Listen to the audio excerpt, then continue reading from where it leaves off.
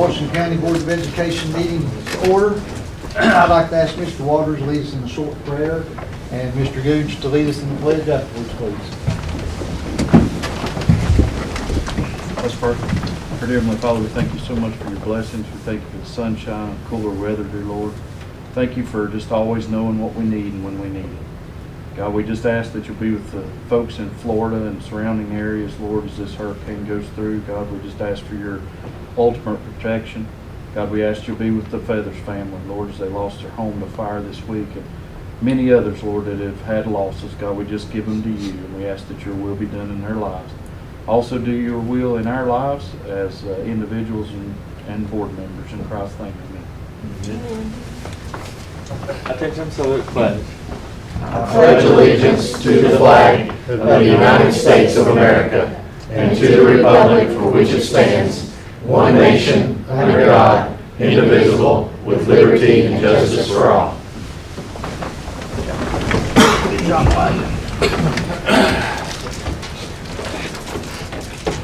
all right, first on the agenda is consideration of the meeting agenda. So moved. Second. Discussion. Roll call, Ms. Jennifer, please. Or Voting is open. voting.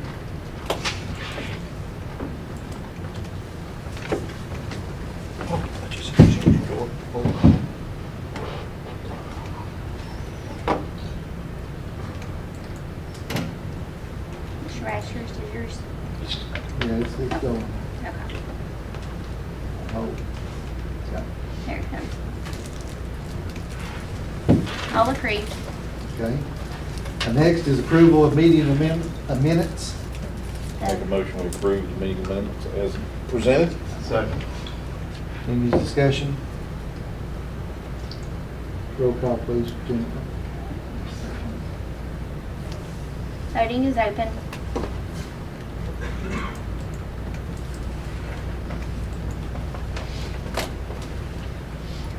All approved. Okay, I'll turn it over to Mr. Boyd, please. Thank you. We have the opportunity tonight to highlight a couple of our schools and involve our students and hear some great information from various student groups. And to kick it off with this would be, we'll start with Boone, and we'll start with Principal Mr. Campbell, Tim Campbell, to introduce his students, and we'll turn the floor over to them. We appreciate the board's time and the chance to speak with you just for a few minutes. I brought three of our finest student leaders with me, and they're going to take you through a glimpse of the first 40 days at Daniel Boone. Good afternoon, members of the board. We are here to present the recent accomplishments of Daniel Boone High School's academics, clubs, and partnership programs. Before we get started with the presentation, we'd like to introduce ourselves. I'm Cadet Major Jackson Ramsey, and I'm the Commanding Officer of Daniel Boone's MCGRTC program. I'm Cadet Captain Andrea Cox, the Executive Officer of the MCGRTC program. And I'm Cadet Sergeant Major Kevin Osborne, and I'm the Battalion Sergeant Major of the program.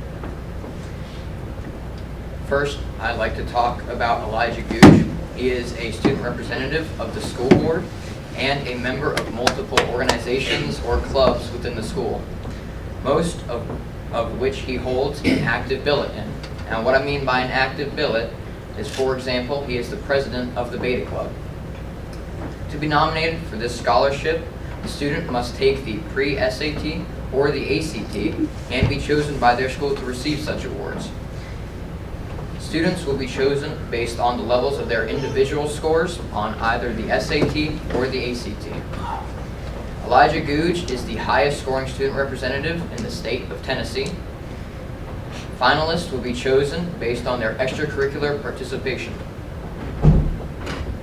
Now we'll go into our partnership programs. Daniel Boone has been awarded the top 5 enrollment partner, where they earn first place with their partnership with Northeast State Community College.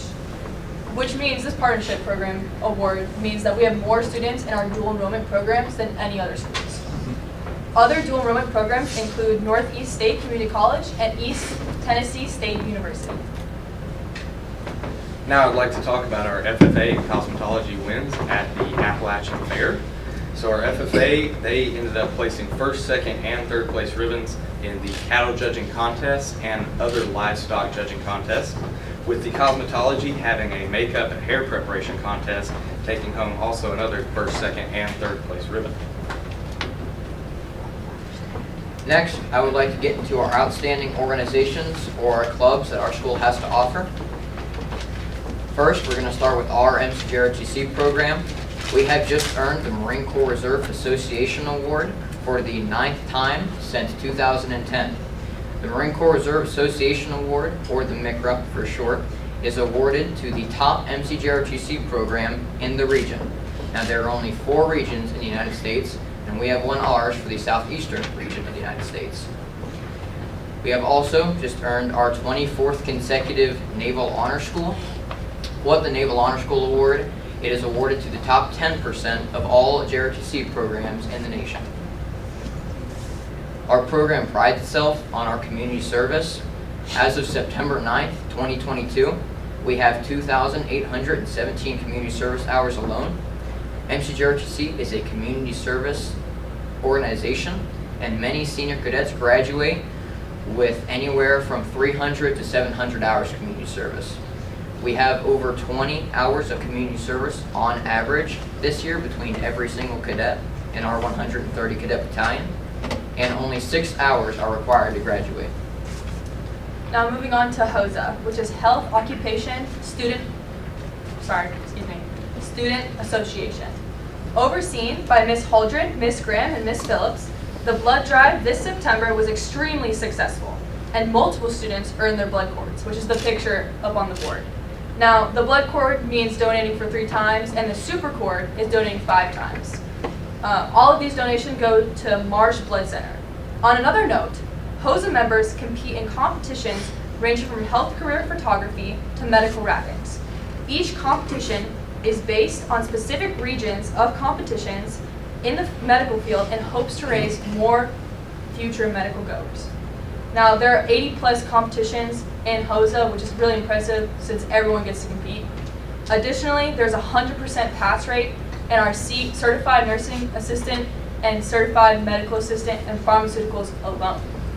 Last year's nationalist was Andrea Cox, who competed in health career photography. As of 22, state competitions will be held in December using Tallo, an online organization.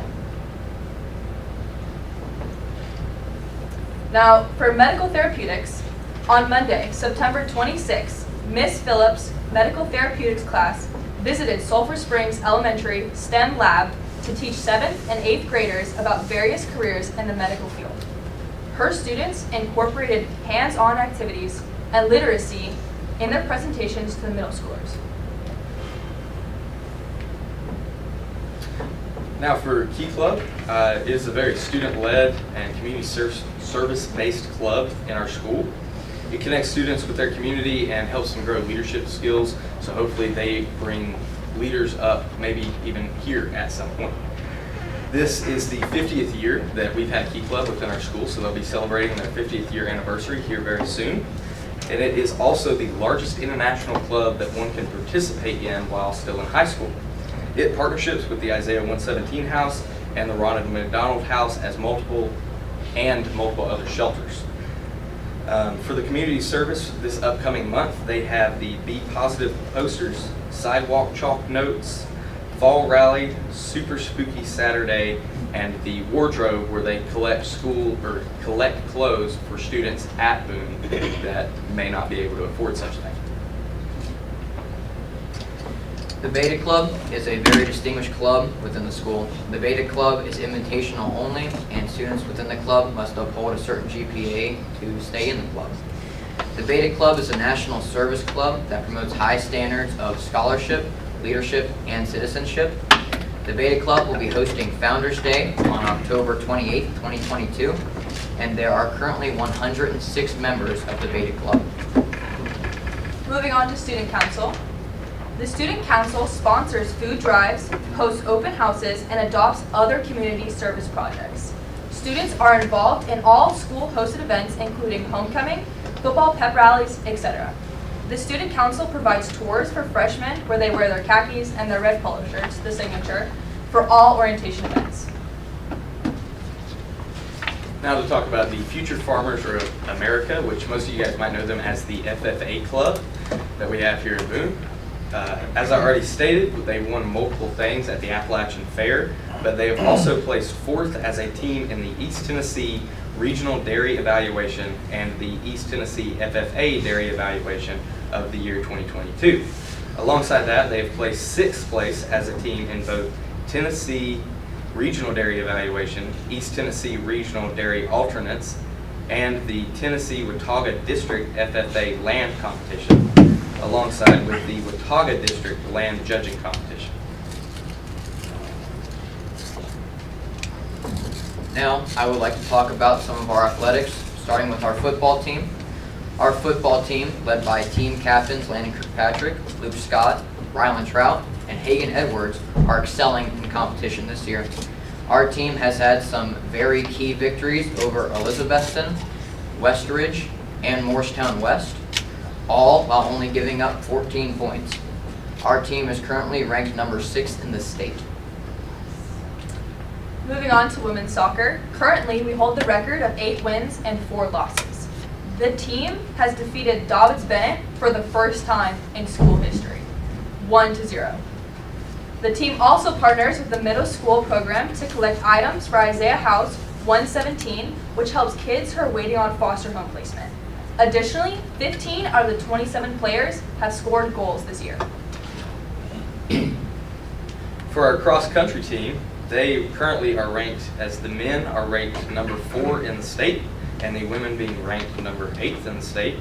Through their first 5 meets, the boys team won 2 titles and with a 2nd and 3rd place finish.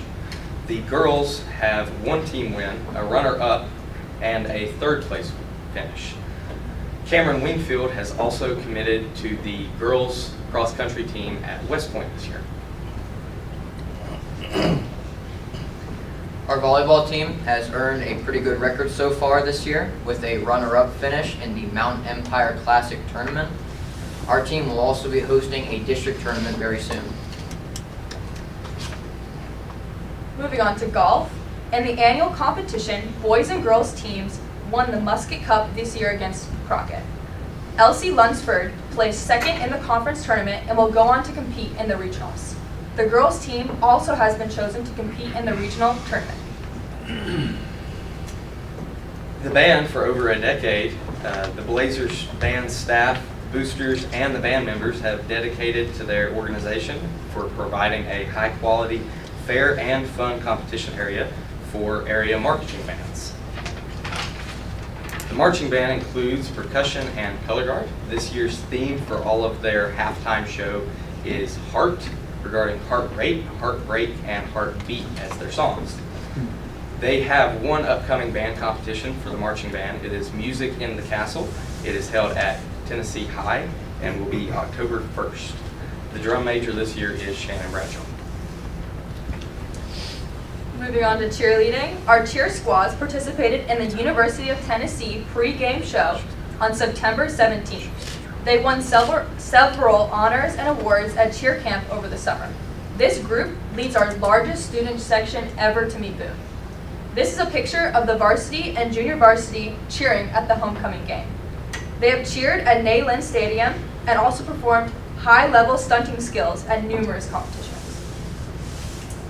The dance team, second to the cheer squad, is successful in promoting school spirit through our newly found TikTok and Instagram for Danny Boone.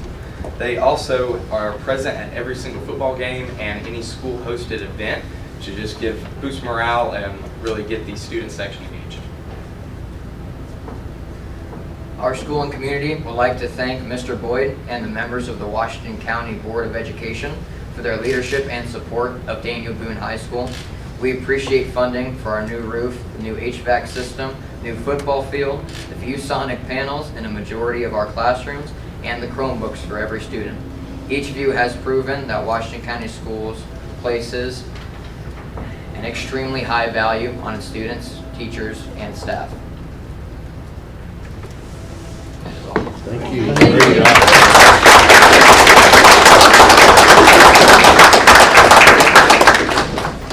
Thank you.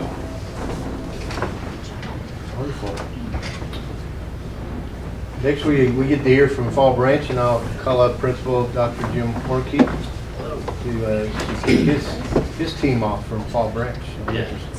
I just want to thank you all for the opportunity to highlight our school. We have our student council here with us presenting this evening, and it's led by Ms. Shayna Painter. She's in the back. She didn't want to be up here, so you know, she does a fantastic job, not in the classroom, but with these students as well. And she teaches 4th and 5th grade literacy and social studies, and takes on these additional roles, which makes her a key element in our school. And so we're very thankful for her. So our student council is going to present on what makes Fall Branch a special place for them. So Thank you.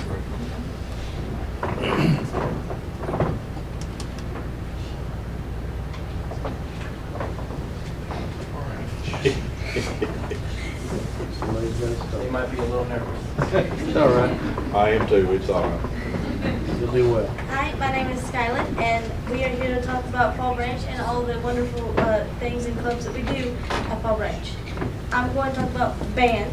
Band is a good way, at our school, band is a good way to relax and have fun with your friends while learning to make some amazing tunes. Playing an instrument is also an amazing skill to have. It can create a lot of opportunities for the kids that do it.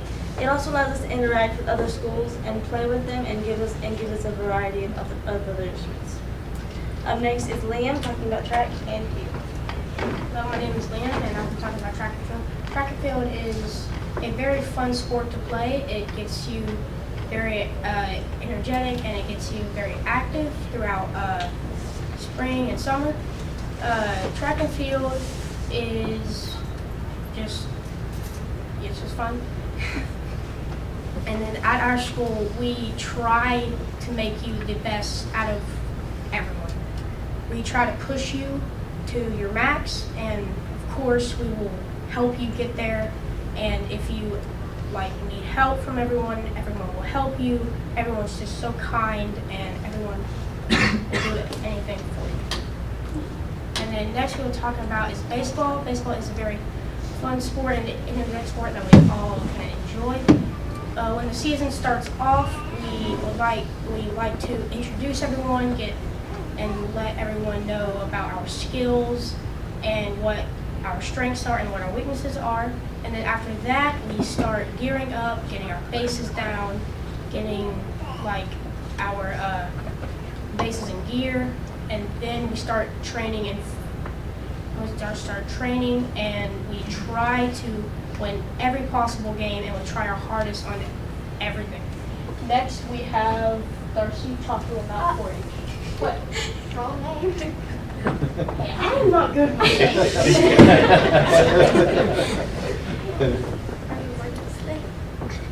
You got it? Let's talk about 4-H. Fall Branch has several clubs and sports to do, but one of them is 4-H. 4-H has a lot of different groups to attend in. For example, there is a livestock showing, judging, honor club, arts and crafting clubs, 4-H, and so many more. 4-H camp and so many more. One of the funnest ones is camp. It has different things there to do, but my favorite is the pool. 4-H is really about the support and confidence it takes to do it. And next is Lexi. Hi, I'm Lexi. I'm here to be talking about student council, which is our lovely group here. Our student council makes a difference in our community. One example is we make these smaller children more comfortable with their own environment, meaning we make sure that the older kids don't trample them when trying to get to the classes. And we have several projects coming up this school year. We are excited to adopt a senior assisted living community and supply the community with food boxes and a family pharmacy. Then we have Fall Branch cheerleading, which is good.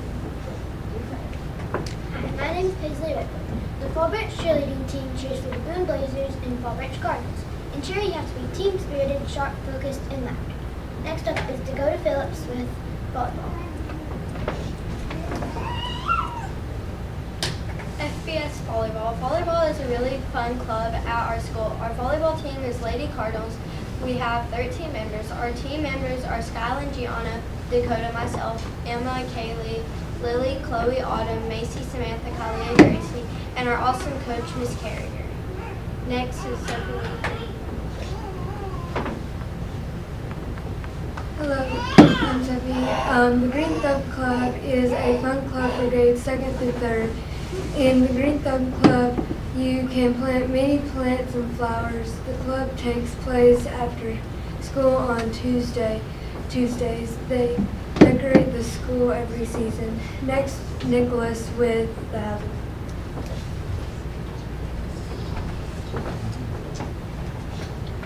So everyone in our school is divided into one of 4 houses, and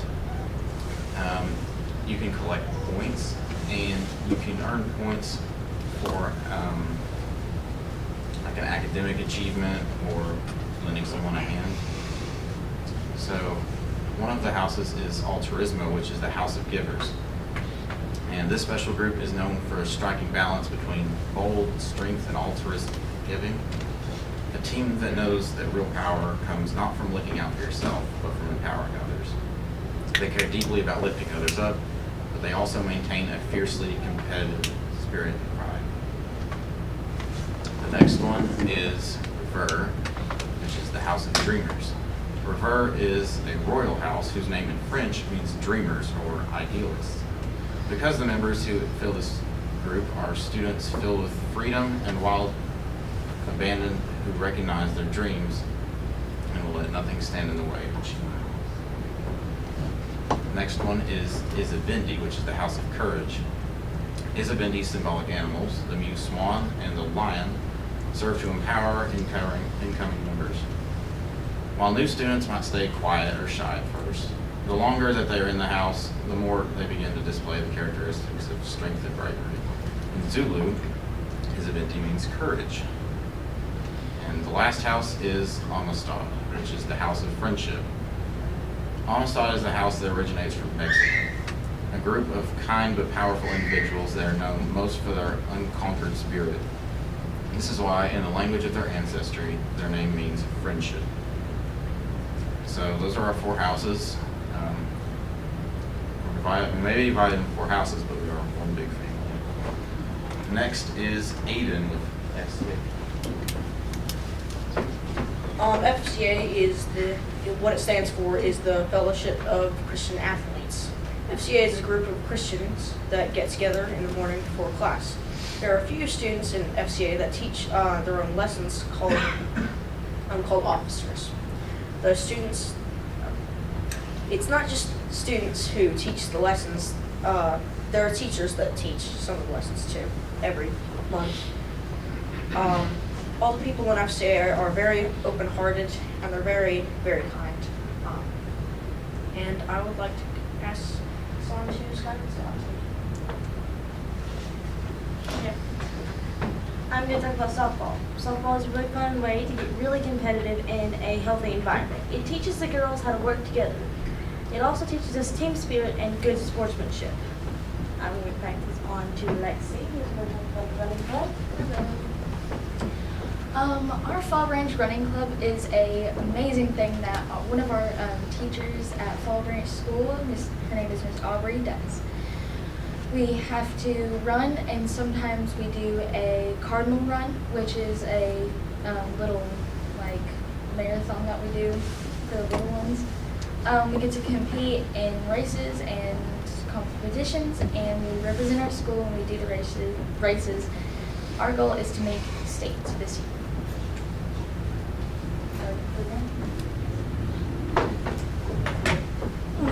With the help of Lucy Timms from TNCEP, we've started a fall garden with our 4th and 5th graders. They've planted 4 raised beds with hardy greens that students will be able to enjoy.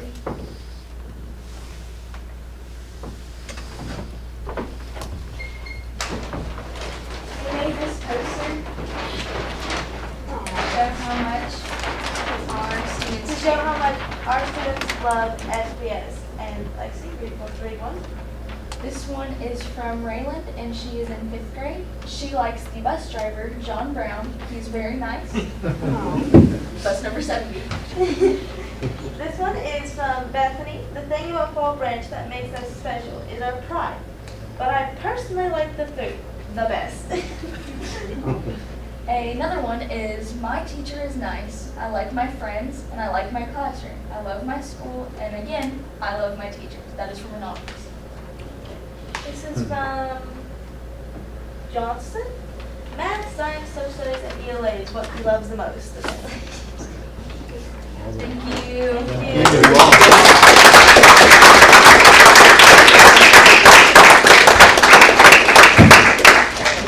What grade are you all in? Sixth, and eighth. Sixth, seventh, and eighth? Yep. Y'all are terrific. Y'all did a Thank great you. job. Yeah. Good Good job. job. A lot of good things going on at Yes. Fall Branch. Thank you. Yes, thank you.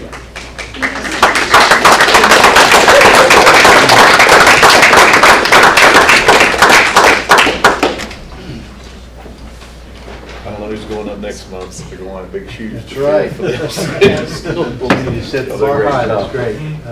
Great job, students and parents, those of you that are here with your students, thank you for bringing them and supporting them as we know you do, and partnering with our schools and all of the staff, the principals, teachers, and staff that support your students every day.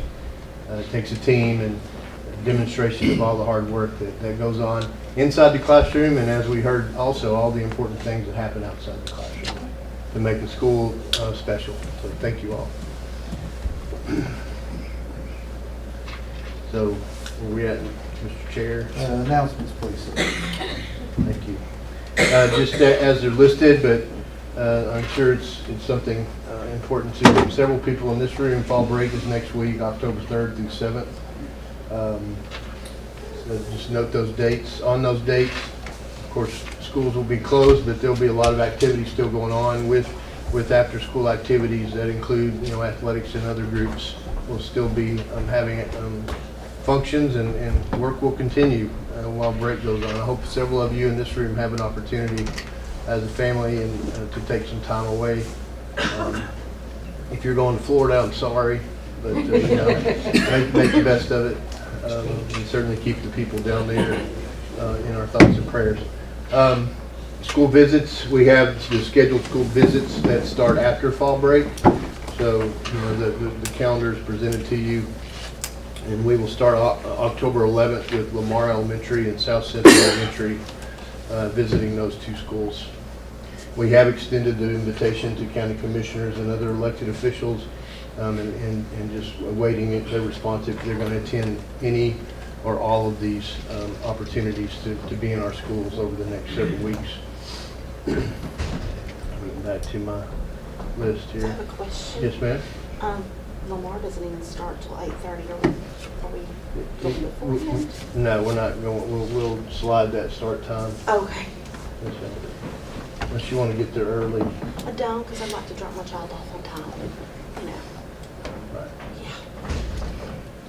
Yeah, we definitely have to navigate that with various start times. I know, some of our schools start before 8 o'clock, so.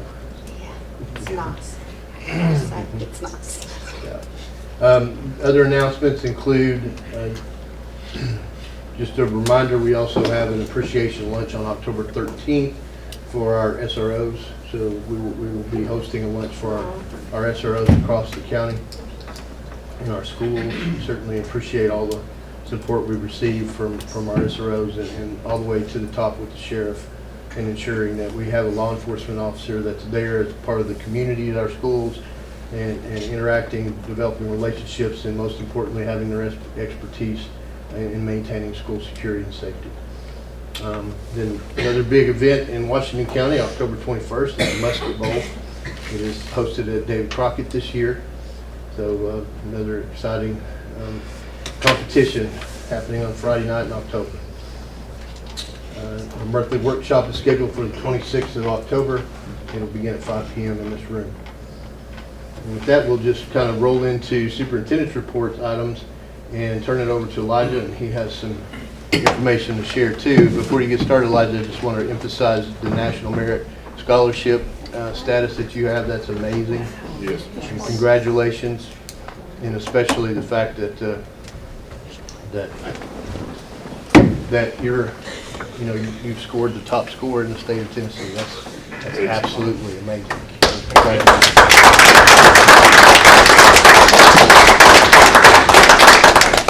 Turn it over to you.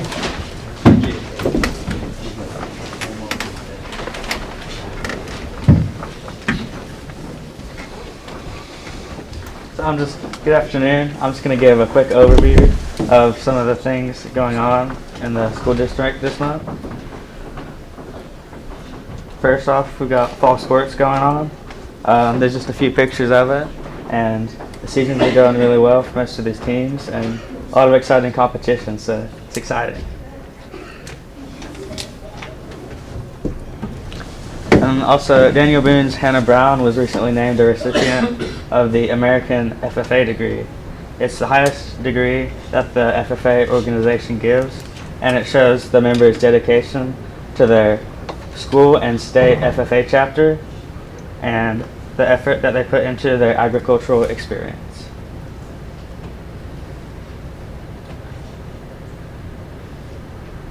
And then the Washington County Health Department is going to be at schools from October 10th and 11th for the student flu clinic. They're going to be giving free flu vaccines. And CVS is also going to be there on site for the faculty and staff.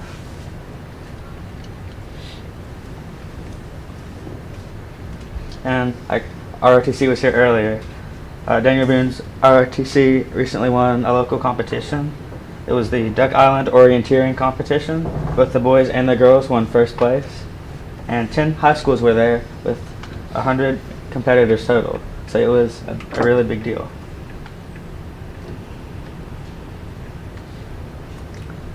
And lastly, we've got the construction of the new Jonesboro school that's going on. And some pictures there. And fall break coming up. So just a couple of days away. And that's all I've got right now. Thank you. Thank you. Good job, Elijah.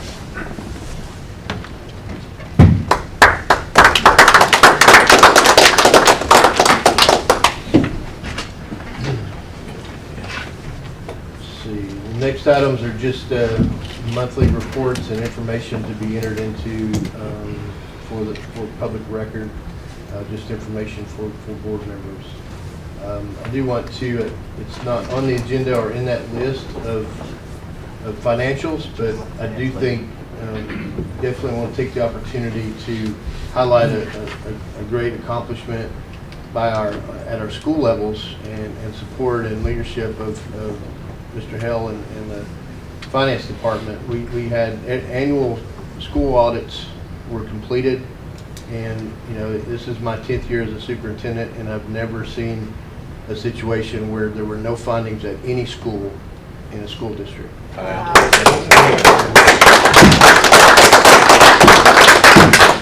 That's amazing. That's a testament to certainly our school bookkeepers that are absolutely take their job seriously and stay on top of things, support of their principal and those that they work with, and then also from this office, Mr. Hell's team supporting them.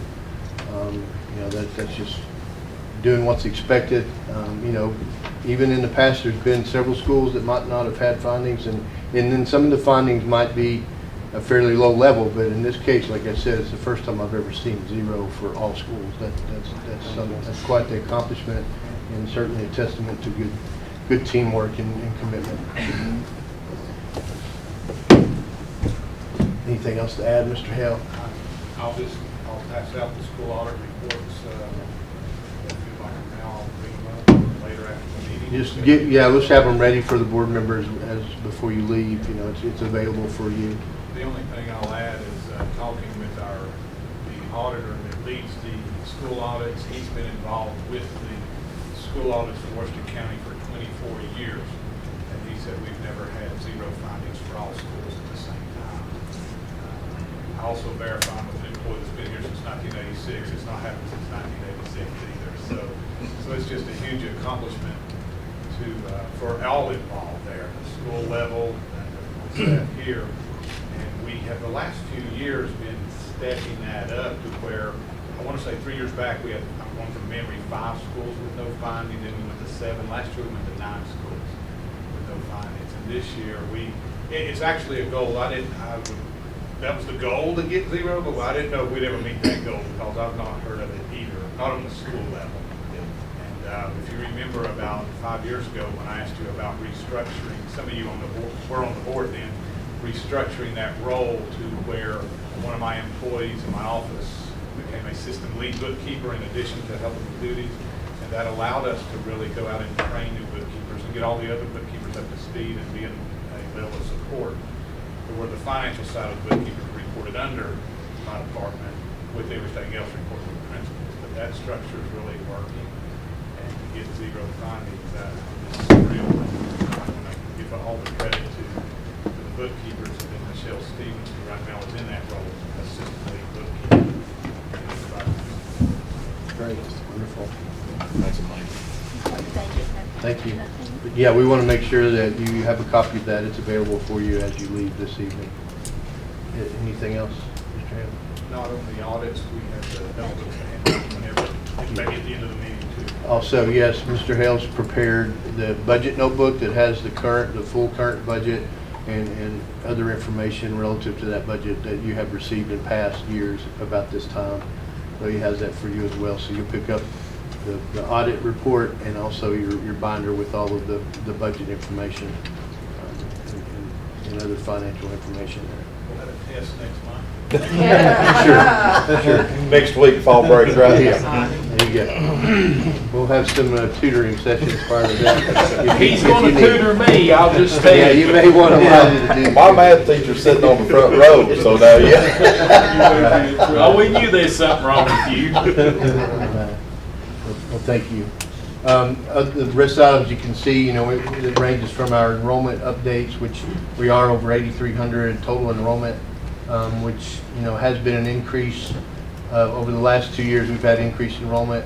Prior to that, prior to COVID, the numbers were above 8,300, but we're seeing that pattern of growth back to towards the 85 plus 100 enrollment over the next few years. That's what we hope to see and what we do anticipate. Our maintenance reports for your review, and all of the financial statements that were reviewed at the work session as well. The monthly personnel report, as you see, Mr. McKinney's grant report, the activity that she has. She continues to be very busy with state grants and other grants and partnerships with other institutions and federal type national grants that benefits Washington County schools. So definitely a lot of great activity there, bringing in grant funds. And other than that, all of those items are for your review and just for public record. And that's it. All right, thank you, Mr. Boyd. Can I get a motion to consideration of consent agenda, please? So moved. Second. Discussion. Let's vote, Jennifer, please. Voting's open.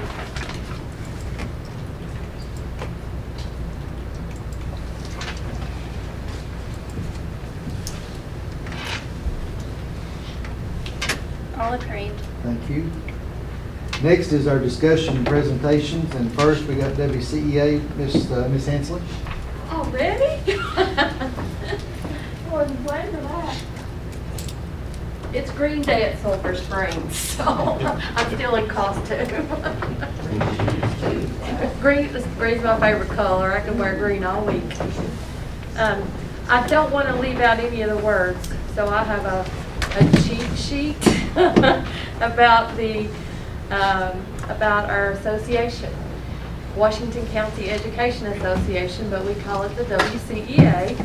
Professional. It's the voted on professional association by all the teachers who vote in Washington County for us to represent them. And WCEA has been, it's been in the county for decades. I'm not sure how many, but as many decades as I've been in the county. And we affiliate with TEA, which is over 150 years old. The mission and vision statements are simple. Seek to protect and advocate for our students, our profession, our members to create great public schools that prepare everyone for success in a global society. And the core values are some I'm sure the board and the directors share. Democracy, equal opportunity, a just society, and a strong teaching profession. That strong teaching profession kind of hits hard with the recent Hillsdale, I don't know what you call that. Someone through our governor who attacked public teachers' educations in their institutions, that we come from dumb colleges and dumb universities, and that's baloney. That is baloney. I just received a card yesterday in the mail promoting Hillsdale. It's my second one. And I wrote again, return to sender. I'm a public educator and my school, Milligan College, we followed Yale's curriculum. So are we going to tell Yale that they're dumb? I don't think so. But anyways, my soapbox. We seek to partner with those who share our values, and we believe that when we work together, we improve both our professional status and the quality of public education. So that's it. Thank you so much. Thank you.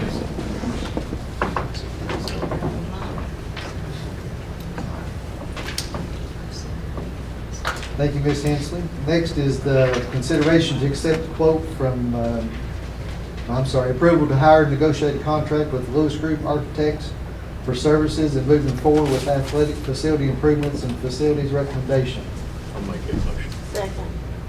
And we have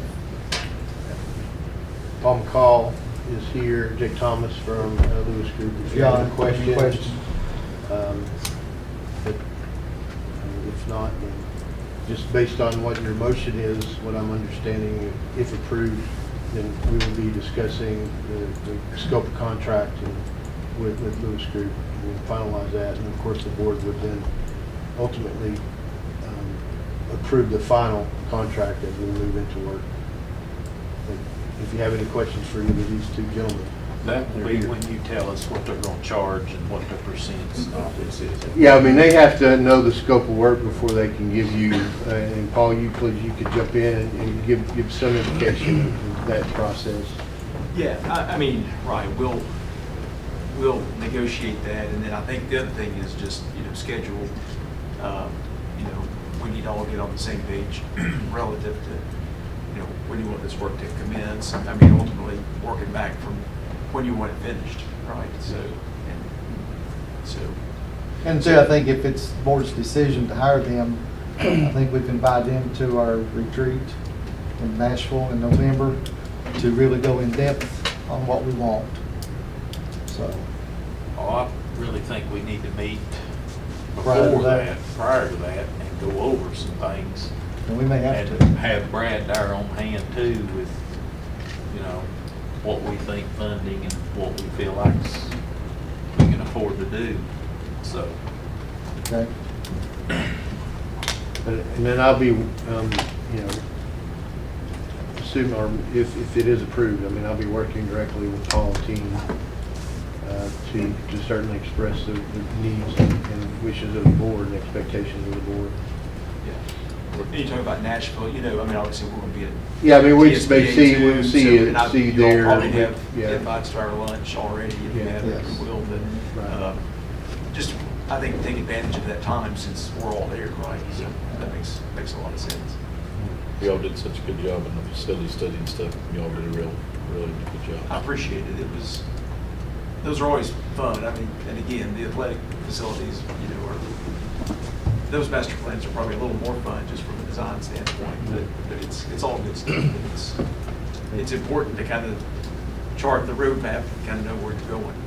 So, yeah. Well, I kind of like to see them when they come down there in Nashville with some kind of estimate or something of each project, that the way it looks, what they feel like it would. Based on what they gave us. Based on what they give us. And have it laid out in sections. Phases. Phases. Yeah. Yeah, we talked about the phasing, and absolutely, Which I know after one gets done, the next phase might cost more, but this phase here, what it would consist of. doing the manageable chunks, basically. I mean, absolutely. Like in my mind, we do as far as the design work, we do the whole thing, and then identify the phasing within that, and probably break the package up accordingly, and then that way. Because, we talked like last time, that sort of walk promenade, we know there's a real need for the new grandstand, home bleachers, probably at both high schools, right? So that might be one phase, and all the things associated, any concessions, restrooms and what have you, and then just sort of branch out from there. Yes, sir. Yeah.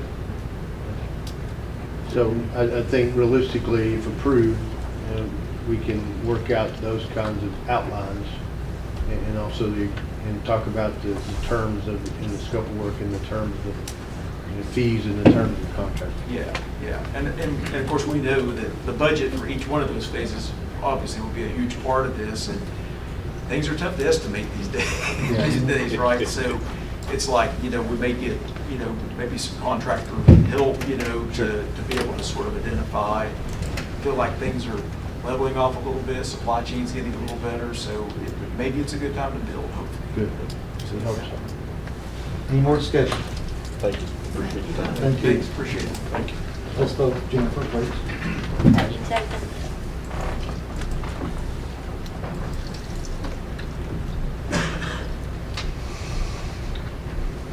All approved. Thank you. This next item was a little late, the reason why we moved it to discussion. I know we had some quotes on the wall pads for the auxiliary gym at Daniel Boone. Looks like the consideration is to accept the quote from Codevine Enterprises out of Fisherville, Kentucky, in the amount of $11,831 for purchase and installation of wall pads in the auxiliary gym at Daniel Boone High School. And it looks like it's got a line item, so I guess it's already budgeted, I take it. We've identified the fund. Okay. So if anybody wants to make a motion on that? I'd like to make that motion. We know how hard it is to talk in a room, like the gym or everything, so I'd like to make the motion that we purchase these for sound quality for our students. Have a second? Discussion? Let's vote, Jennifer, please. Voting's open.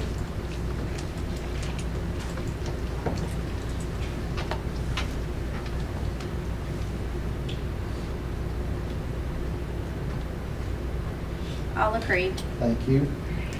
Next, approval of transportation support personnel position and job description. Mr. Boyd, you want to elaborate on that a little bit? Yes, sir. As we've discussed and following up from the review that we had of our transportation services from Bradford, one of the recommendations was someone to specifically support and facilitate the compliance requirements at the transportation department.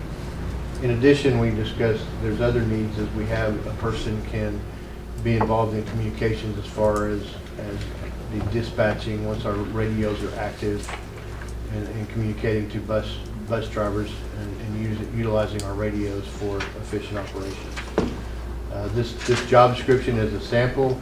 It tries to take into consideration certainly the skills that would be required for the position. It is a support position, a classified type hourly wage position. I think it's a much needed job. I make a motion to accept this job description and approval of adding that position. Second. I wanted to ask something that I thought about after a workshop. This is the person that would, like, if somebody misses the bus, a parent calls the school, let's say they've already, the people, the secretary or whoever have already left, receptionists have left. this will automatically go to this number here, or will they? Well, it should anyway. It should As anyway? we get to that Okay. point in making improvements in our department. Okay, because, Because a lot of the current practice that has been the case for a long time, yes, it's handled a lot at the school level. And so it this needs to will be make it handled more more uniform. centralized. Yes, Right, ma'am. that'll be good, okay. That would be one, outside of the scope of what's outlined here, that would be Right. one additional duty and responsibility that Would they be good, could right. assume. Because they get frustrated when they reach a dead end. That they have a point of contact, Right, yes, yeah. ma'am. Yes, ma'am. And then the other piece, when our radios are all active on our buses, the current situation, if we need to contact the bus driver, of course, there's a long delay because they cannot use a cell phone while they're driving. Exactly. And we have to essentially find a way to have them pull over. And so with the radio, we don't need long conversations, but you No. can have direct and quick Right. conversations to give directions. Sounds good. Are you planning on posting this job, or is this? Yes, sir, it'll something- run through the normal posting process, and if we have internal candidates, they'll absolutely have an opportunity to submit and apply and be considered. But no, it's not a situation where we already have an individual we will appoint to that position. So this is a new position, basically? Yes, sir. Be a new position. Yes, sir. Is that 14 days, 10 days? How long is our window? We try to at least post it a minimum of a week, but usually it runs 10 days or more. A lot of it is until filled. Okay. So, minimum amount, but sometimes they run much longer than that minimum. Any more discussion? Let's vote, Jennifer, please. Voting's open.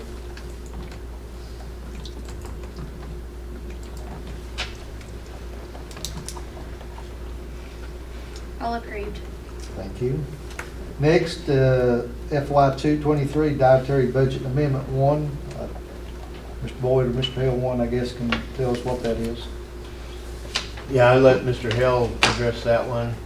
This will have to, if approved, it will be presented to Hugh because it is a budget and that goes to the commission.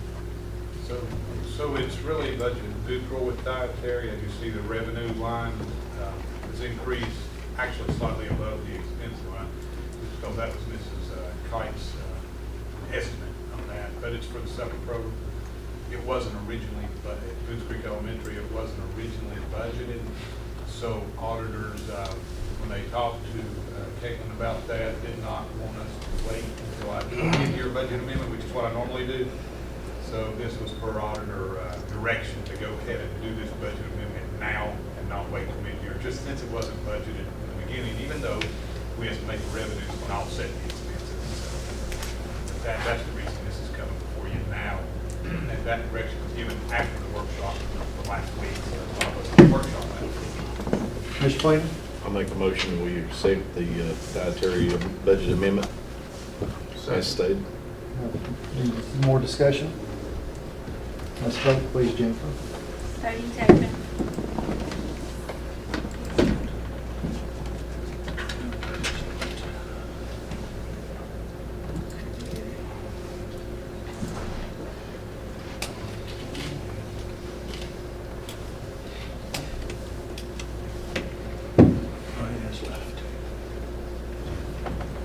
Yes, Jennifer. Thank you. All approved. Thank you. Next on the agenda, statement of support for public educators of Washington County Schools. Mr. Gregg, I think it's, Do you want me to make a motion to support it before speaking to it? well, we've all got a copy, so if there's any, we can discuss if there's, Okay. Well, do you mind reading it? Just, well, you can. yeah, is that okay? Sure. Okay. This evening, I'm asking the board to approve a resolution in support of the educators in our school system. This resolution has been on my mind for a number of weeks, and it's a response to the comments made by Larry Yarn, president of Hillsdale College. The statement reads as following: be it resolved that the Washington County School Board affirms our commitment and support to all public educators within our school district and commends them for their dedication and support in making our school system one of the best in the state. You put that in form of a motion? I would like to move that we adopt that. and then I'd like to speak to it. We have a motion, we have a second. A second. Discussion? Yes, following along with this, two of the comments, which you heard a little bit tonight, about teachers being trained in the dumbest colleges. And two, you don't have to be an expert to educate a child, as basically anybody can do it. And when I heard these comments, I was extremely offended and appalled that someone from outside our state would direct them to public educators and our colleges within the state. And when I say educators, I've said it once and I'll say it again. I'm not just talking about teachers. I'm speaking about our principals, our educational assistants, our nurses, our bus drivers, our custodians, our cafeteria workers and secretaries, because they all play a part in some way in the education of a child here in Washington County. Let me repeat, again loud and clear, I'm speaking of everyone employed in our district.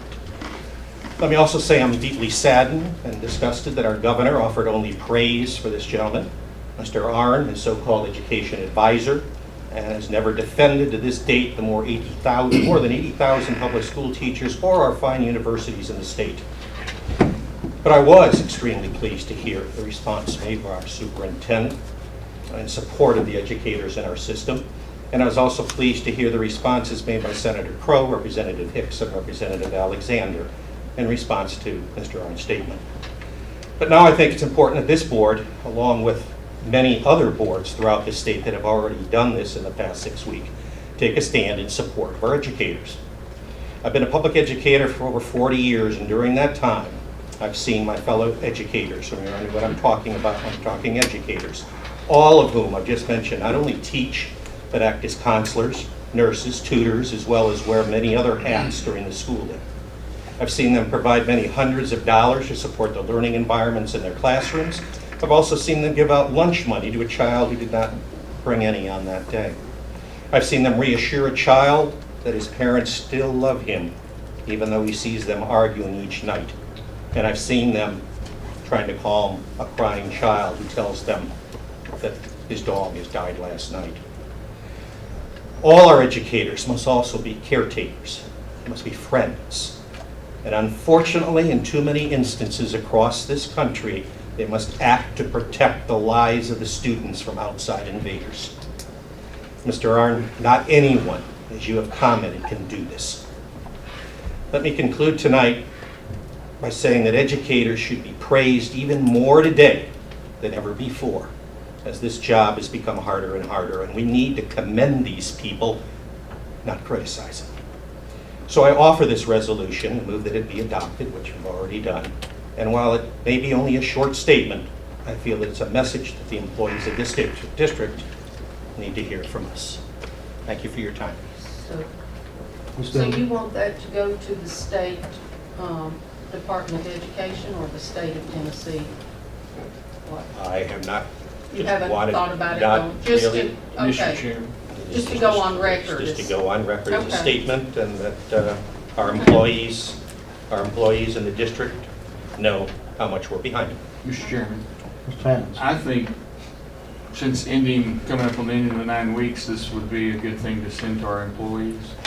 I think since the legislator's not in session and this happened a few months ago, that we would be better served just to send it to our teachers in support. They know where we stand, because during that time we were so busy, not just working in this boardroom, but many board members were talking to each other about how to work the budget a few years out and looking at how other systems were doing it to keep our teachers.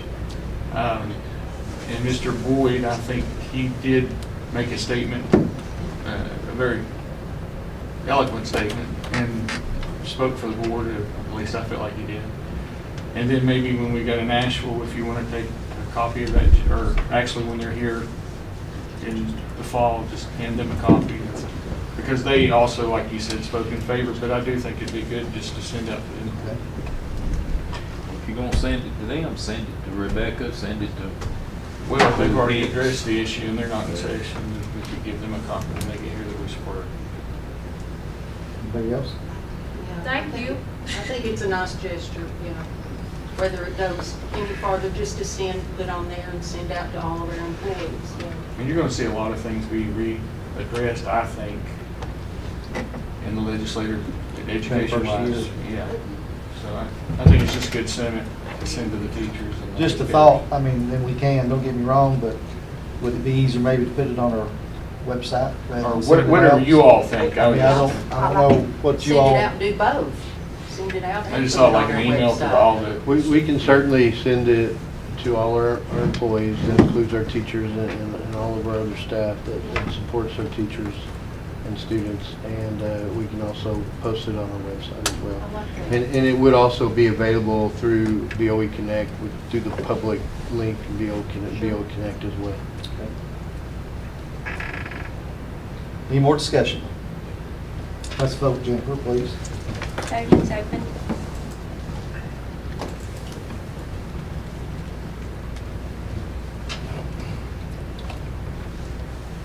All approved. Thank you. Thank you.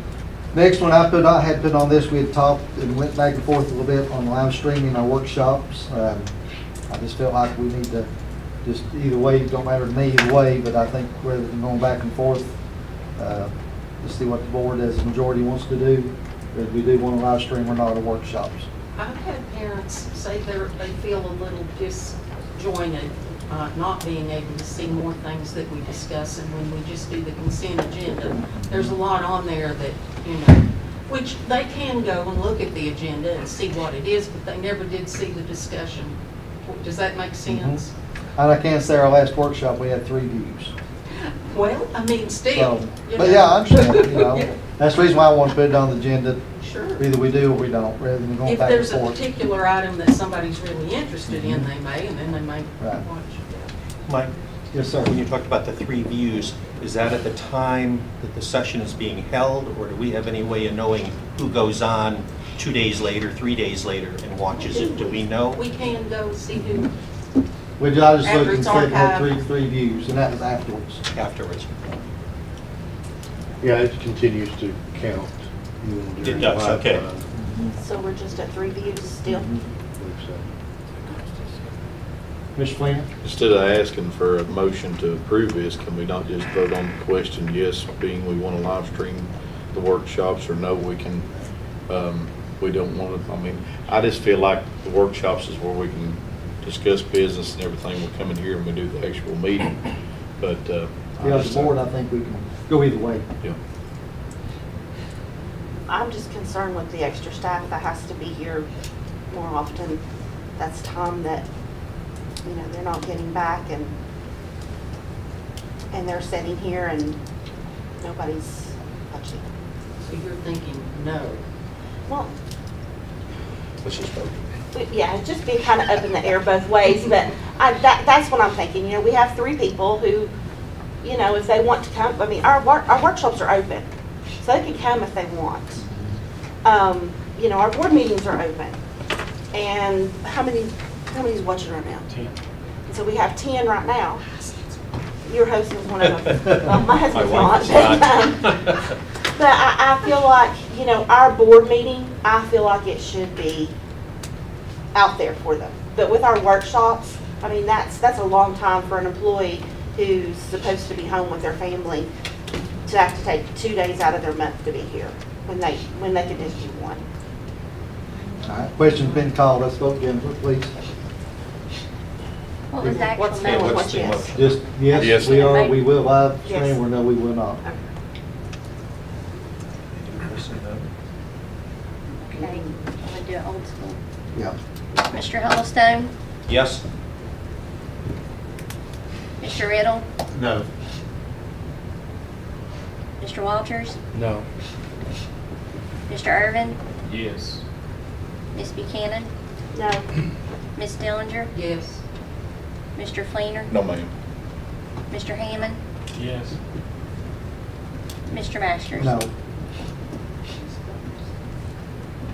5 noes and 4 yes. Thank you.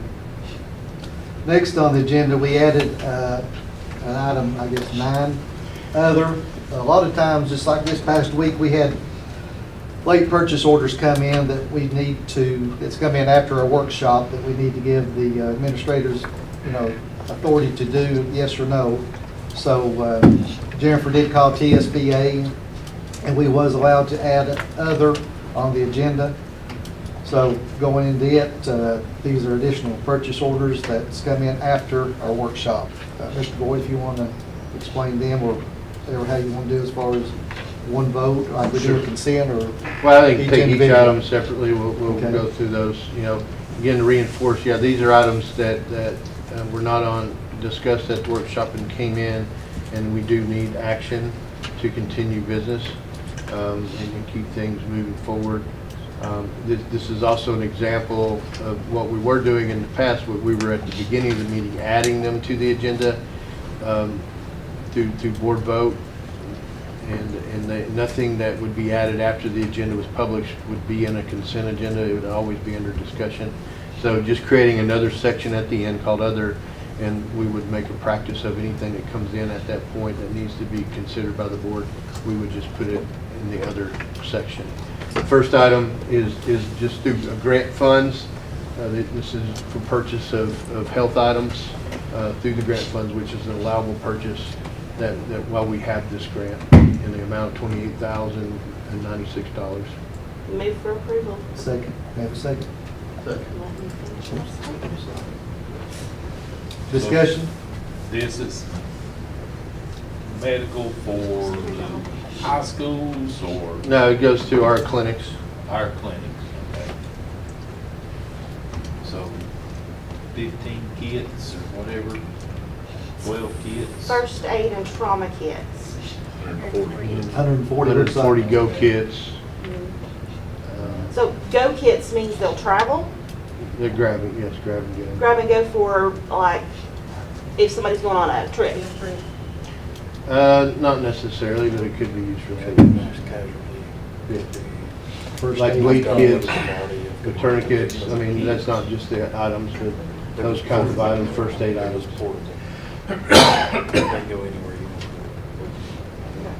Any more discussion? Let's vote, Jennifer, please. Voting is open.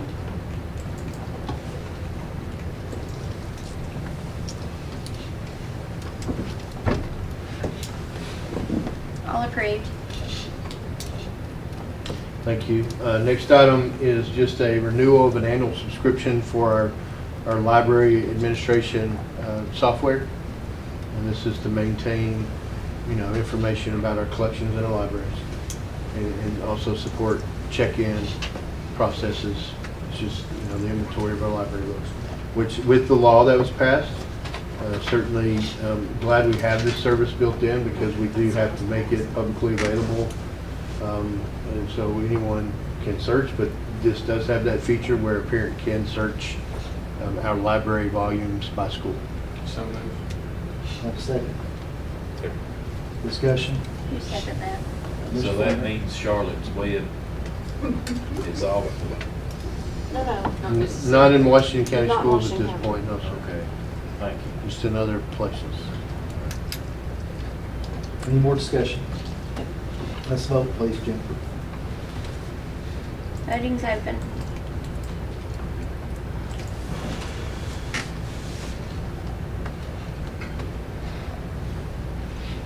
All approved.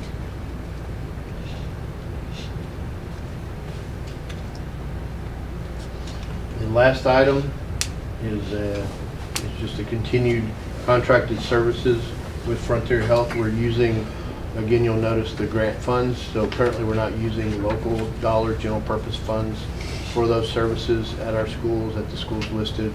This is just to continue with that contract for this year, using those grant funds. So I move for approval of the behavioral health student assistance counselors. Second. Discussion? Question, what exactly is a behavioral health student assistance counselor? Is that different from a licensed person that we have that comes out of Frontier Health? Is this assisting them? They are licensed behavior, basically therapists that work with our students and our teachers with that focus area of behavior. And these are the schools where we currently have them? That's currently, we use contracted service for that, yes. How does one go about getting them for all schools?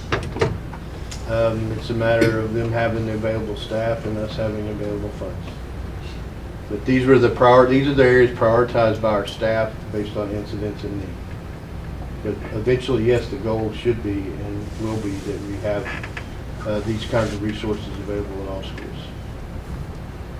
Ms. McKinney? So my question is, the monies that were talked about at the TSBA, that we went, the fall conference that we went to, that pocket of money, if they give us money, this is something that can be used for? Yes.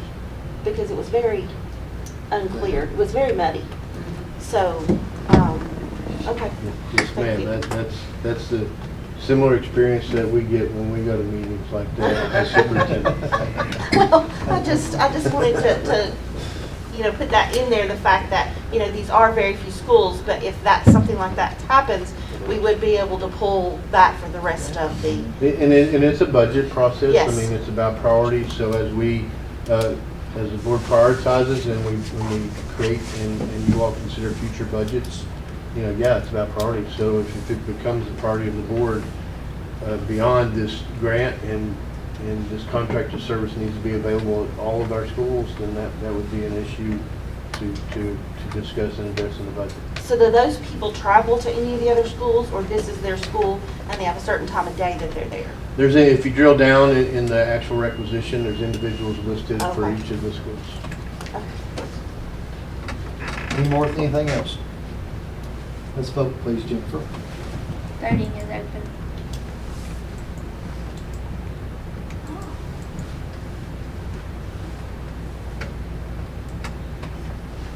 All agreed. Thank you.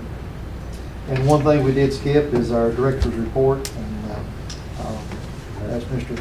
Boyd to give it to us now. That's my fault. I will be fast. I did say I would, I've shared in August board meeting, I shared information around the TCAT results as far as the performance, the student outcomes. And since that time, we've gotten additional information specific to the Tennessee Accountability Model, including designations of our schools based on that accountability model in our district. I've shared with you all in an email and the weekly update. And I did promise I would keep it to 10 slides, and I believe it's 10 slides. So I will run through the highlight, if I may, just to share with each of you again, and certainly answer any questions you might have. But our state of Tennessee, like all states, have to have an approved accountability plan, approved by the federal government according to the ESSA federal requirement. Every Student Succeeds Act, federal requirement, federal act, and this is our outcomes that will become fully available and put in a format for the public as well as, of course, all of educators, that will be in the form of our state report card for our district and our schools. This is just another component that will be reported when that comes out sometime in mid to late November. Just as a reminder, our vision and our mission and our daily actions, as far as our missions, of course, is to strive for excellence and drive throughout their lifetime, that we want to support our students and inspire them to do that. And then every day we're thinking about how do we do that? How do we inspire students to reach their full potential every day? Is this on our website? Yes, ma'am. This particular presentation is not, but this information is. That one is, okay, good, Yes, I ma'am. thought so. Yeah, and then going to our, just for a matter of emphasis, our strategic priorities and our strategic plan is, focusing on student success, investing in our people, partnering with our stakeholders, and acting with responsible stewardship. I think a very good example of number 4 in responsible stewardship is the great work that our bookkeepers were doing in ensuring that we follow the uniform accounting manual for schools to the T, and certainly carry that out. That's just one example of many. So going to the meat of it, our school and districts and school accountability, it's where by student performance, other factors like attendance are measuring chronic absenteeism, multiple absences over a school year, no matter whether or not they're excused or not, eventually they become what is identified as chronic absenteeism. So that's a non-academic measure. Everything else is based on academic measures, and it also looks at how the different groups perform versus the whole group. So the subgroups we have, and particularly in Washington County, Our main subgroups are students with disabilities and economically disadvantaged students are the two main subgroups that stand out in Washington County that have achievement gaps compared to all students. But as you can see, this year's accountability measures are based on just two subject areas, ELA and math, both in the 3.8 range and the TCAP, what most people certainly are familiar with as a TCAP. And even though the high school courses are under the TCAP system, they're referred to as end of courses or EOCs. And those are in English 1, English 2, and then in math, it's Algebra 1, Geometry, and Algebra 2. Science and social studies eventually will be back into that mix. It may be next year, it may be years after that, where there'll be also a consideration in the accountability measures, but not this year, this past school year. So just quickly, the accountability for districts is determined by 6 indicators that you will see in a second. And each indicator has a score of 0 to 4. And essentially, of all 6 indicators, there's an average, like a GPA that students have in their grades. And then a school is assigned an accountability label that's indicated below based on their range of score. So a school system that has a 3.1 to a 4 is exemplary. A school system that's 2.1 to 3.1 is called advancing. Less than that is satisfactory, and then less than 1.1 is marginal.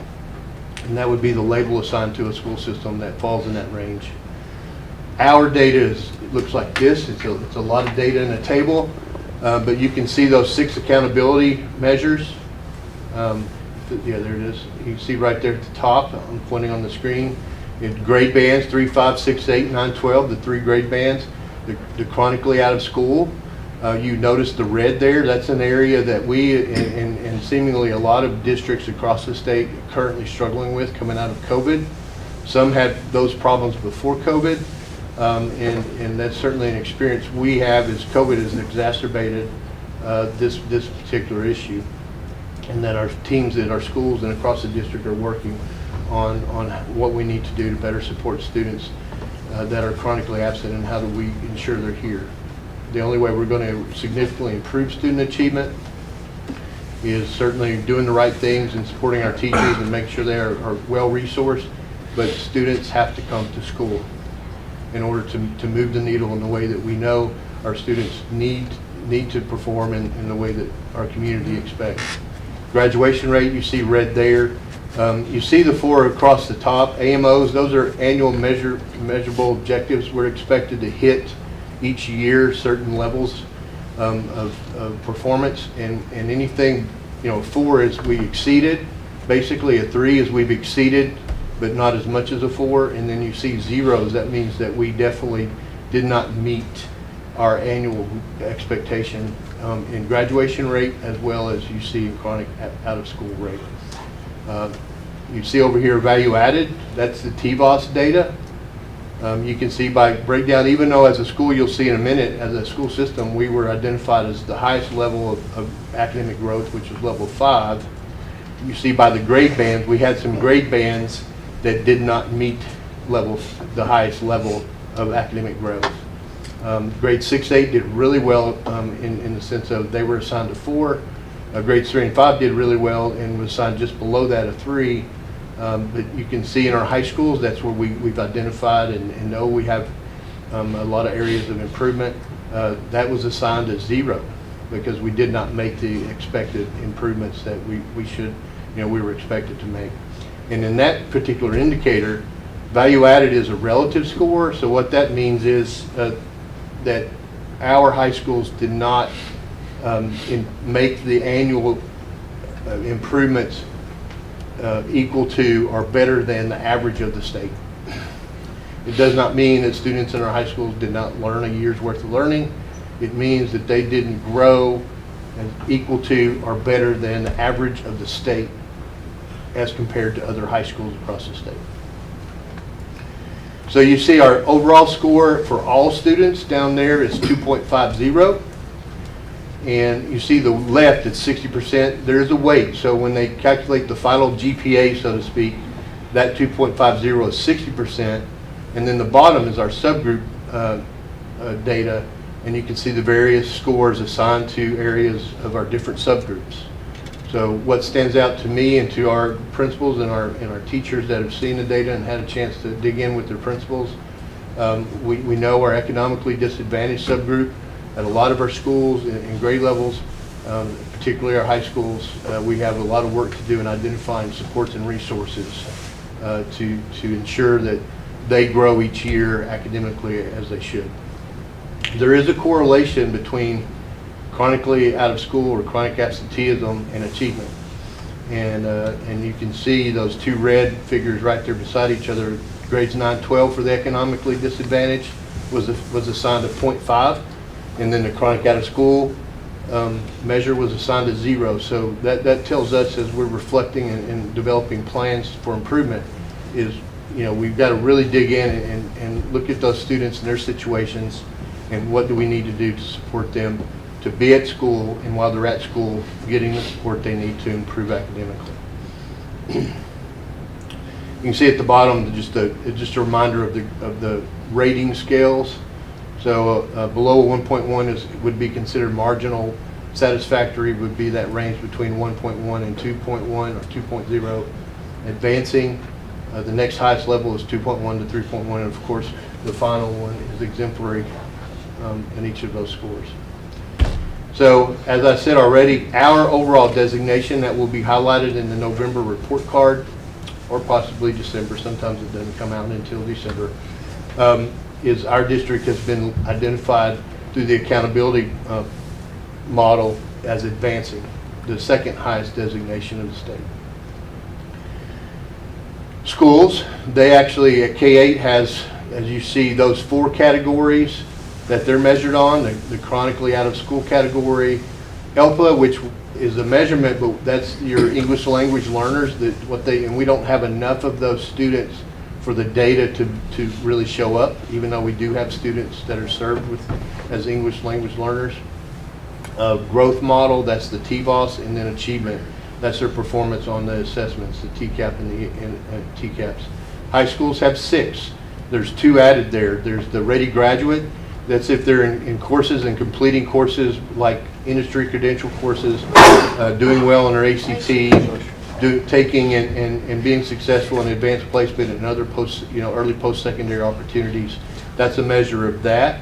And then the graduation rate is the other measure for high schools. So there's actually 6 for high schools. Now, we're not going to go through every school. I'm giving you the summary that I have shared with you previously, and you see their overall score. And the score is very similar to the table you saw for the districts.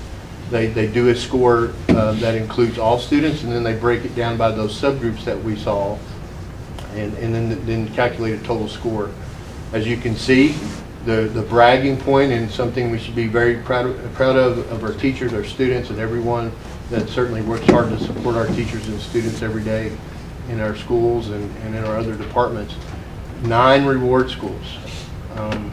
They received the designation of reward school. That cutoff score is a 3.1 or above. So as you see their GPA, so to speak, their overall score, those 3.1 and above received, both in Washington County schools and other across the state, were designated reward schools. The ones that fall in the range of satisfactory and advancing, they receive no designation. So that's one of those situations where sometimes no label is a good thing. And then on the other end of the spectrum, based on not just score, but how many subgroups did not meet the expectations, schools are identified as being on a focus list, and our 2 high schools this year were identified as being on the targeted supported improvement list, which means, because of their low growth scores at our high schools and some other achievement scores, they did not meet expectations. They were identified as a target supported improvement school. What that means is, of course, the expectation of our district and of the high schools is you identify the problem, you have a very specific plan, you work the plan, and then you show evidence of improvement to get that designation removed. Question, sir. Yes, sir. For the high schools, from what I thought I saw, that's based on the 5 EOC tests that That's the performance data that's used, yes, sir. So an achievement and growth, academic growth, is based on those assessments, yes, sir. Do we know which we were worse in, geometry, Algebra 1. Algebra 1 pulled us Which down is, the most. which is, you know, commonly across the nation, and certainly our schools, our math teachers know this, you know, it's called a gateway, high school gateway score, which means, you know, students that don't do well in Algebra 1, you know, have a lot more difficulty in high school. So we definitely are discussing a strong focus on strong supports, not just in Algebra 1 in our high schools, but what we need to do to better prepare them leading into high school. So it's not just a high school issue, you know, it's a school system issue, K through 12, or K through 9, 10, when algebra is taken. So do we know, like right now we have algebra classes, we have advanced algebra classes, but do we know about the algebra that is full year? Is that helping or hurting us? Well, I certainly don't believe it's hurting. The feedback that I've gotten, you know, is that we see it still as a positive thing, and I think, I don't think you discontinue that. You know, you don't want to hold students back that can move fast, but students that need additional support, it makes sense to make sure they have math or algebra 1 all year. I know with the kids that I tutor in 8th grade math, they already tell me, I've already seen this in 7th grade. Right. Now they're seeing it again in 8th, and I'm telling them they're going to see it again in 9th. So I mean, we've got a good building situation there for the kids to do well. Right. So I'm interested to see what else we can do. Right. You know, and it's certainly no criticism of the hard work our teachers are doing, and I realize the response of many it might be, but we just need to make sure that the teachers have the right supports they need, they have the right materials they need, and training, and that students also have the right supports so that teachers can maximize, you know, really get the most out of each student. When we talk about the tutors that are working in the schools during the day, that program, is that also in the high schools as well? That is something definitely both high school principals we've discussed. Currently, the effort is at the lower grades and really up through 8th grade on tutoring, and that's a statewide effort. There are some good examples of the same kind of model that's being done in high school, but it's not been done statewide, and that's where we want to go. We want to identify the students with the greatest need and start there, but it would be I would like to have tutoring available to any student, but we have to start with the ones that have the most needs, and then if we can afford it and we see the ability to expand it, we want to expand it to all students that want it and determine themselves that they need it. And that's available, I know, at Daniel Boone. Right, they've been doing that for years. We're talking about a very formal Yeah. process like we're doing in the elementary grades, where it's a tutor assigned to a small group of students in a subject area and a grade level, and they stay with those students for some time, not just like, I'm going to stay after school today, I'm going to come in early tomorrow and get homework help or get help on this concept. It's a really regimented, structured program of tutoring. But that's, you know, something to brag about. And in my last slide, I highlight the things that certainly deserve to be highlighted in that through the accountability model, you know, the designations that our school system and through the work of our teachers and principals and our assistants and everyone else that supports our teachers and students, you know, our overall designation is advancing. Certainly we would love the designation of exemplary. I mean, that certainly is something we strive for through this model. But, you know, just a few improvements and we would be in that range. Whether it's in high school Algebra 1, or we had a few schools that they were just on their accountability measure, they didn't reach reward, and for example, Ridgeview was 0.1 points away from it. They were right there to be our 10th reward school, and those kinds of data would have even pushed us closer to the exemplary status. And then just being a district recognized from last year to this year, academic growth at level 5, the highest level for TBOS academic growth. Our district is recognized as a level 5 district. And then certainly the important things are the schools' designations and recognitions for their accomplishments. The 9 reward schools, we had 8 schools that met level 5 academic growth, and we had 3 that met level 4 academic grade. So, A lot to be proud of. 11 of our schools were above the state average as well. And that was slide number 10. Okay, then I have a question. Yes, ma'am. Is there anything as a board that we can do to support the high schools in some of their chronic absentees? Is there anything, I mean, I just feel like that if they're not there, they're not going to get it, and it's not going to get any better. And, you know, that works at both ends, but, you know, high schools certainly, there's a really very clear issue there. You know, I just want to hear from our schools, from our principals and their teams, the ideas they have to specialize, you know, specific supports for those kids. And the thing is they are doing those things. What do we need to help them to do it better?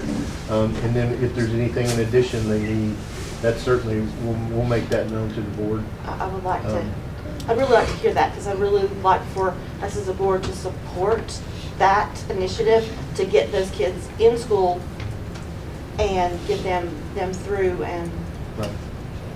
have that education. You know, that measure and just professionally as an educator, when we as a state chose that as one of the, in the ESSA plan, in our approved plan, you know, that measure's somewhat broad in the sense of it doesn't just measure the school, it measures the community.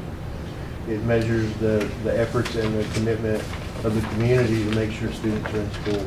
But it measures also, the school has to reflect and the district has to reflect, do we create the right environment and culture that kids want to come to school? So it's twofold. I mean, we have control over that part. We don't really have control over some of the problems we face where some of our families just don't see the value in making sure their students come to school when they're healthy and they can come to school. But we have an alternative option for those kids, and do they know that, or do they, I mean, I just have lots of questions of, Yeah. Are they aware of those things? You know, what can we do to support those kids? Right. And those certainly need to be part of the school conversations, because the first line of defense, so to speak, is certainly at the school. Yeah, correct. And we need to make sure if our schools aren't armed with those conversations, if they're not having those conversations, you know, and they need to know what's all in their toolbox if they don't have a clear view of that. And then if there's not enough supports or resources, then they need to let us know the ideas, and we need to work to try to fill that, you know, fill that gap. But, you know, this is just a benchmark. It's based on last year's performance. But as far, you know, some key issues as a nation we have, you know, our third grade reading performance is not where it needs to be. I think as we honestly look, and I hear it from our educators, I mean, no, we're not satisfied with a 40, 50, 60% success rate. We're not. I mean, even if we feel like a 60% success rate, or, you know, 60% pass rate on a state assessment is good, that means 40% didn't. So we're never satisfied with that.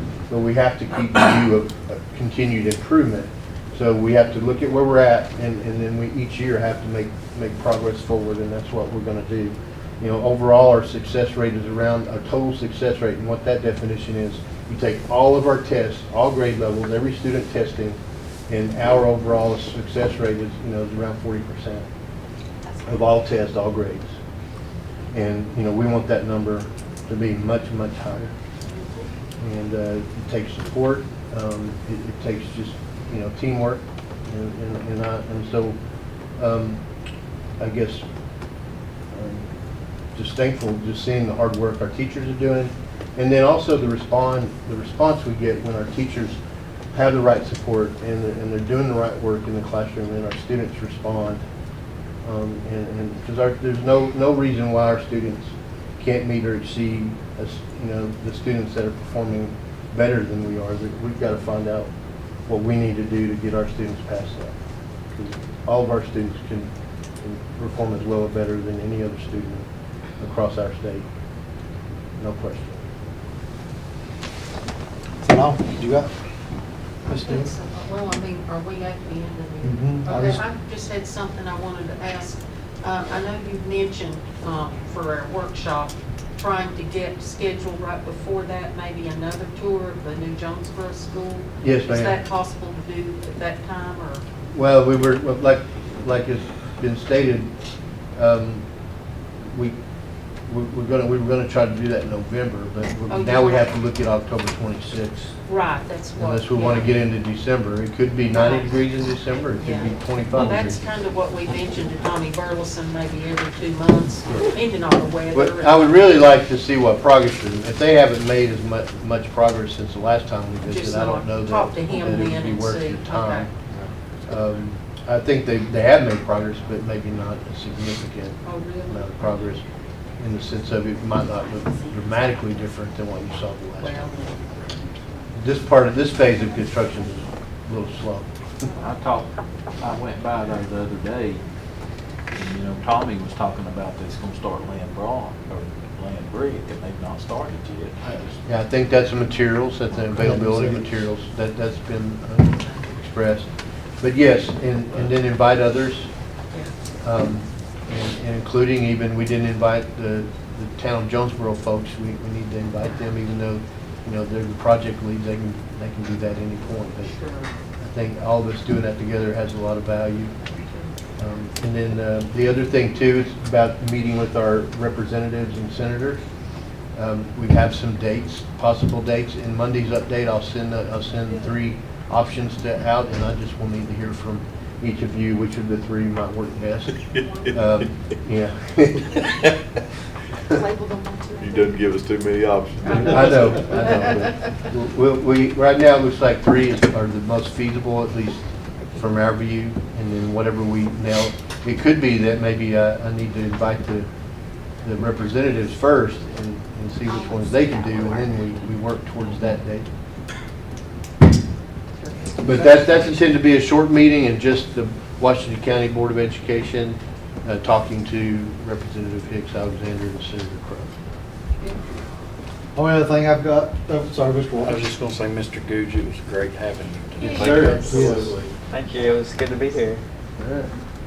The only other thing I've got is, remember, school visit starts October 11th, workshops the 26th, and be sure you get your report books from Mr. Hale. That's all I've got. Do we just all drive to that first school, or what are You the come plans, here. how do you do it? We can come here and the van takes us. Several will Or you choose can to be- drive themselves, I'm sure, but the van option's always here, be here, and we'll reinforce the meeting time, and then we'll leave for the school to get there by the time it's designated at the. How is breakfast handled? We are having breakfast delivered at each school, and so we'll get there in time for everyone to have opportunity to get a breakfast, and then we'll get into the actual school visit at the school site. Bring in the frosted flakes, okay. If we could do that. Briskets and gravy. I've got the meal. All right. All right, yes, you do. Meeting adjourned. I really like soy milk, you don't care.